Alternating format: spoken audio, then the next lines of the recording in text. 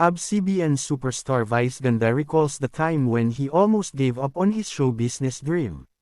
Here's what he shared. Paano mo malalaman na dapat mo talagang isuko ang bagay na ginusto mo sa simula? This has been a thought that lingered in Vice Ganda's mind, which also puzzled the people around him when he finally voiced it out. How would you really know when to continue and when to surrender? Should you stop or not? When will you stop? Will there ever be a chance to stop? Many of us can surely relate to him, as we all have goals in life. We chase something, and at one point, we've been at a place where we are met with a crossroad to stop or to continue. We are the drivers of our life, but life is not like a highway that has traffic lights to indicate when to go and when to stop. This kind of decision depends on us, and for Vice, there was a point in his life when he almost took the red light sign.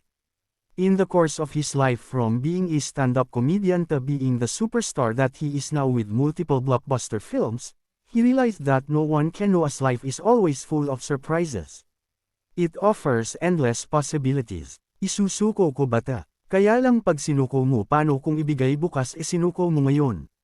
He expressed in the video, and he then recalled the time when he almost quit on chasing his showbiz dreams. It was during that time when comedians such as Ethel Buba and Chocolate had already penetrated showbiz, and the time when he failed at an audition. He was thinking that perhaps he was meant to only do stand-up comedy. However, gradually, one guesting at a time, he built something noticed by this one person who picked him, and that was when opportunities rushed to him. Despite feeling bad about why he couldn't do what others did, those small little things he allowed before became his stepping stones to reaching milestones. He learned that apart from hard work, it also takes patience, a lot of it, as his time to shine eventually came.